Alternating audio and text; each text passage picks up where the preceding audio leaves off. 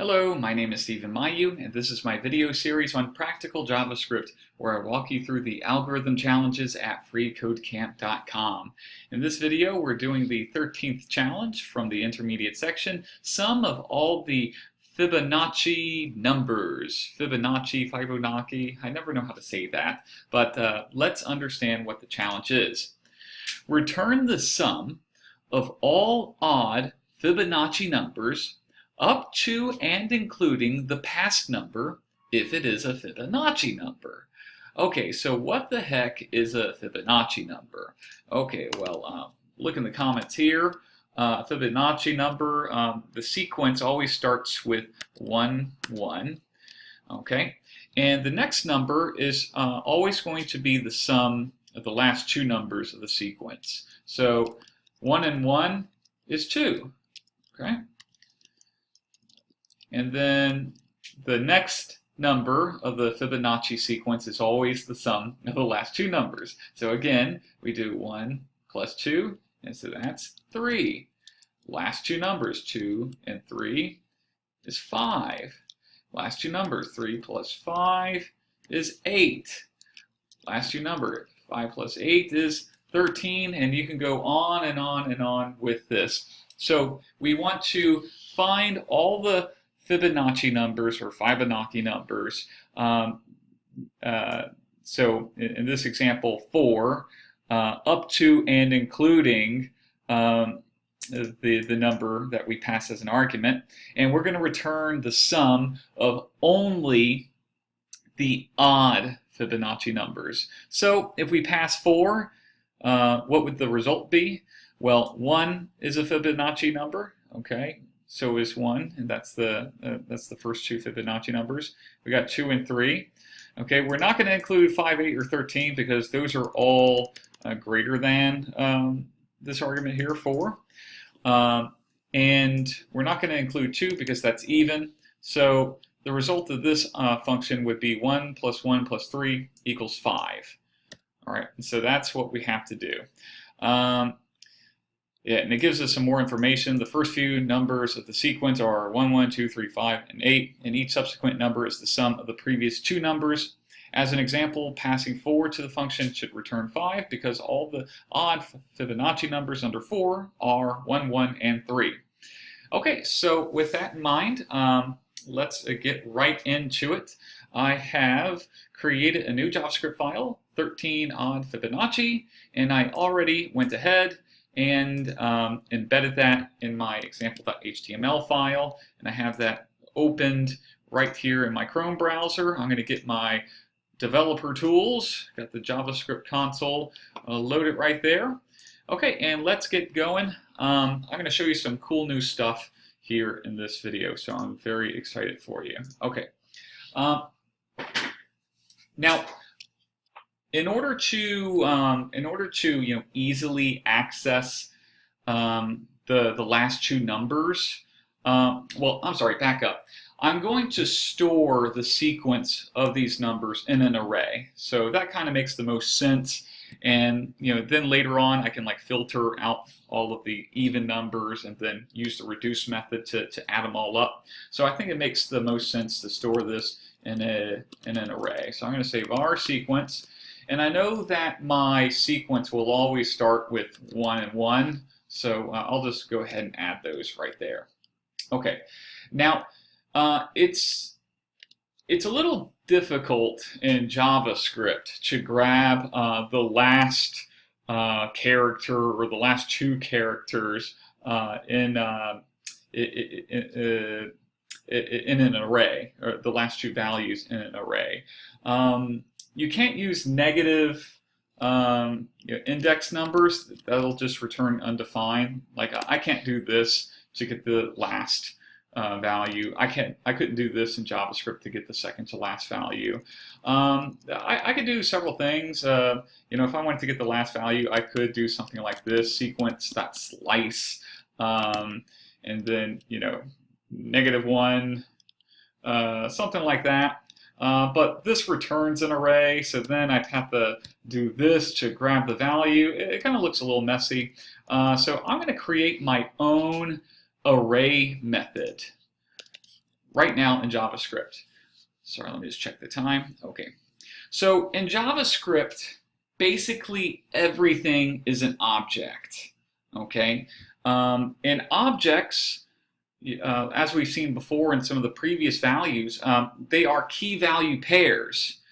And in order to access the values of those properties, those object properties, you can use dot notation or bracket notation.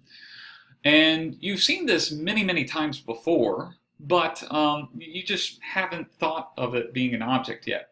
For example, we have used so many array methods in these challenges before. If I said array.filter, okay, or array.reduce, something like that. Well, guess what? Reduce and filter and sort, and even the length property, if we do sequence.length, okay, everything after this dot, okay, that is a property on this array object. So arrays and numbers and strings and everything like that, they're actually just objects, and they have a whole bunch of properties that we can access. And we can actually override the default properties if we want to, and that's a little dangerous. Or we can also add new methods and add new properties to any object that we want in JavaScript. So I'm going to show you how to do that right now. I want to be able to very easily call or able to find the last two values of an array without doing a whole bunch of slicing or whatever, because I think that's messy. So how do I do that?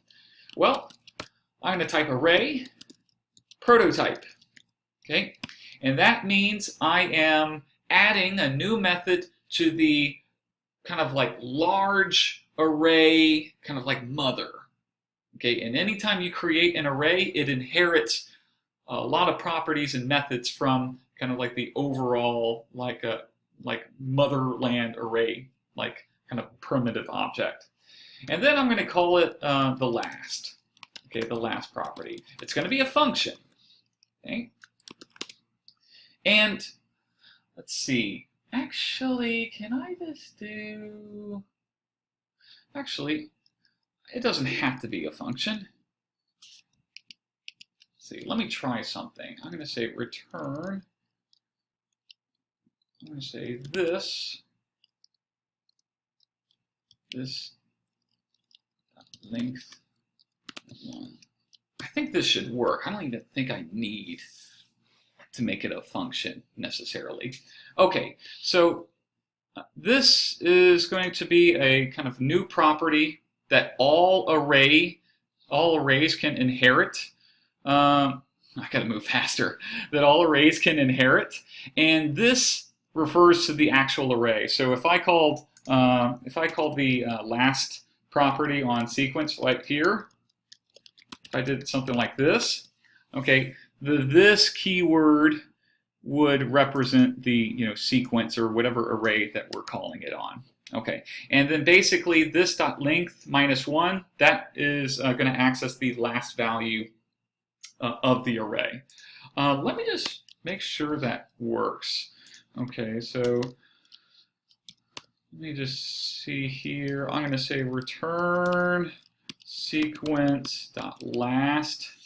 This should work. Okay, let me just undefined. Okay.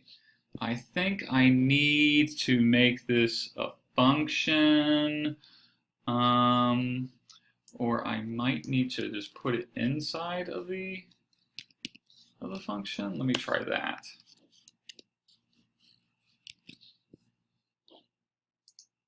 Okay, I think I need to make this a function. Oops.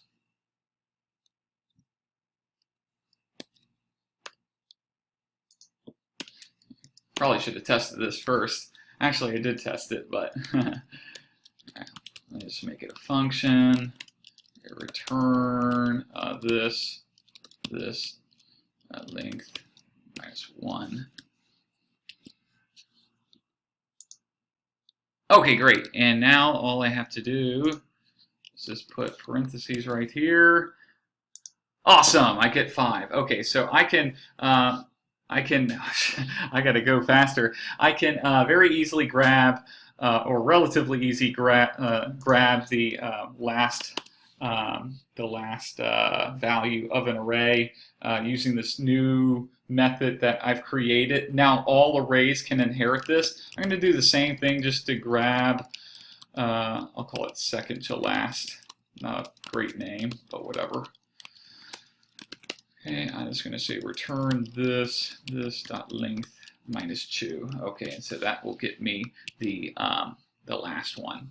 All right, so what's next? All right, I am going to create a while loop. So while sequence second to last plus sequence dot last is less than or equal to num. Okay, I am going to add that. Sequence dot push, and then I'm just going to copy and paste this. Yep. And then I'm going to say return sequence dot filter function num. Okay, return num. Okay. And then reduce function AB.